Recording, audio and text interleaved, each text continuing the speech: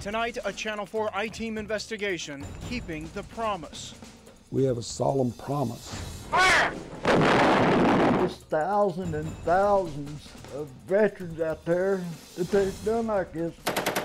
And to bring them back and to not fulfill our promise back to them is a travesty.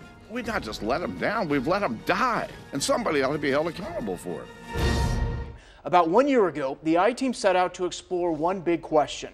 Are we as a nation keeping the promise to the people who risked their lives for us? Some say the answer is no, and unfortunately, we've seen the same issue overtake the headlines all across the nation in the past month. Reports emerged from the VA hospital in Phoenix, Arizona, that veterans died waiting for care while on secret waiting lists. So the I-Team wanted to revisit the local stories we investigated about veterans waiting for assistance and the active duty soldiers who never got the help they needed.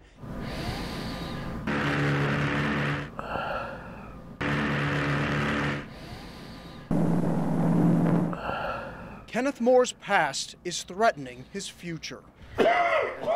While he suffers from the effects of Agent Orange, It's been over 40-something years. the worst pain, he says, didn't come from war. The government still says, prove it, prove it. Moore is among the veterans in Tennessee stuck in a government waiting game. He's been waiting more than 2 years and has been denied twice for disability benefits. And I'm so darn.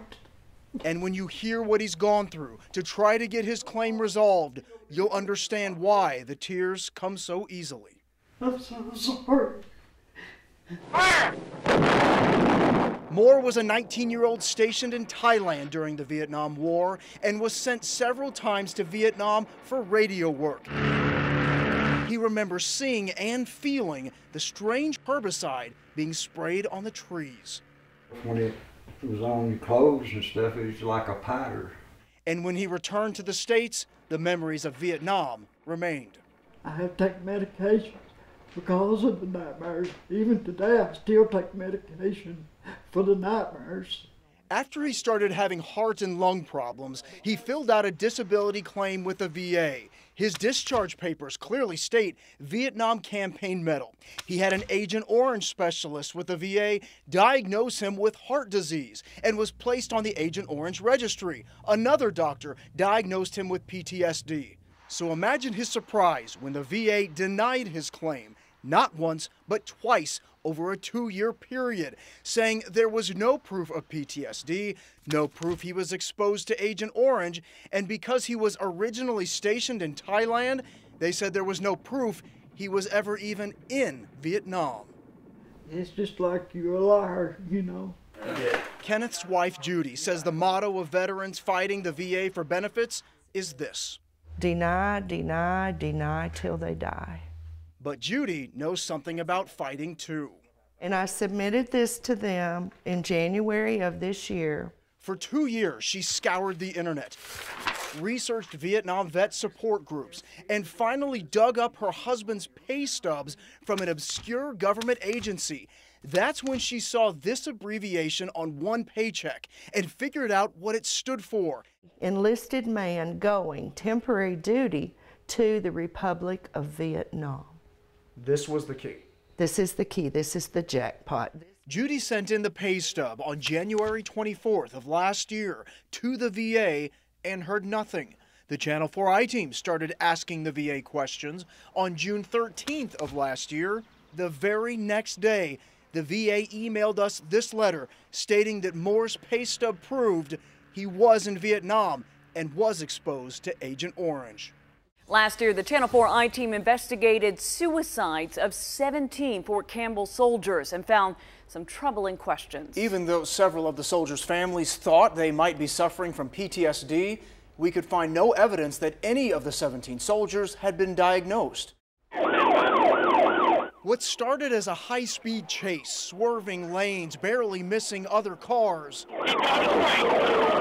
ended in the suicide of Fort Campbell Army Specialist Rico Rawls. Investigators say right before the chase, he killed his wife, fellow soldier Jessica Rawls. When Rico Rawls ultimately ran off the road that night, he took his own life. You dead? Yeah, he shot him, Rico's sister, Kiana Rawls, says her brother, who had deployed to Iraq twice, had all the classic symptoms of PTSD. I didn't really recognize my brother. I didn't recognize the person that he was. But a Channel 4 I-Team investigation found before the murder and the dangerous chase, Rawls was not diagnosed with PTSD. In fact, an Army investigator wrote, no documentation or testimony from specialist Rawls units or care providers to indicate he was suffering from PTSD. It was obvious. Why didn't the Army think it was obvious? Rawls is among the 17 Fort Campbell soldiers who've committed suicide in 2011 and 2012.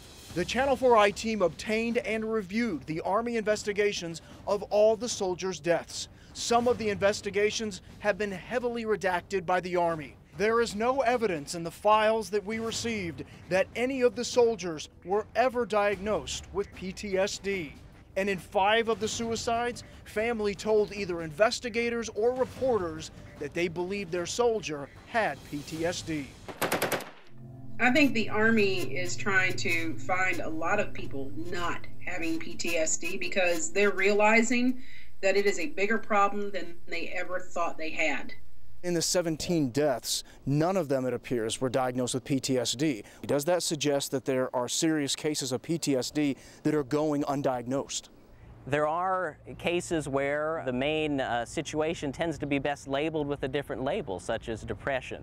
Military investigations obtained by the Channel 4 I-Team raised questions about efforts to prevent suicides at Fort Campbell and whether they went far enough. So that was his bray. At just 21 years old, Lana Lovely is a widow. I'm not looking forward to the day where I have to explain this to my son. Her husband, Private First Class Michael Lovely, didn't die on the battlefield, but in his own backyard. For a while there, I spent all day, every day thinking that I wish it was me who passed instead of him.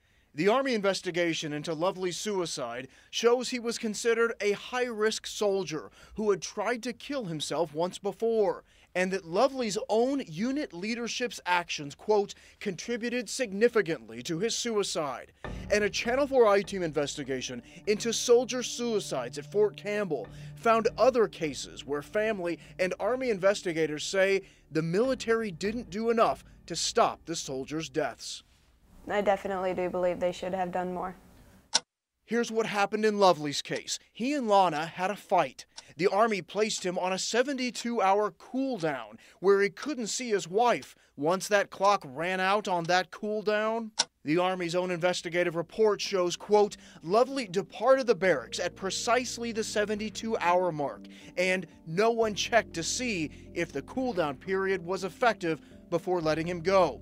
He texted several people that he planned to end his life. Within hours, he followed through. After Lovely's death, a colleague even filed a complaint with the Inspector General, claiming unit leadership didn't protect Lovely.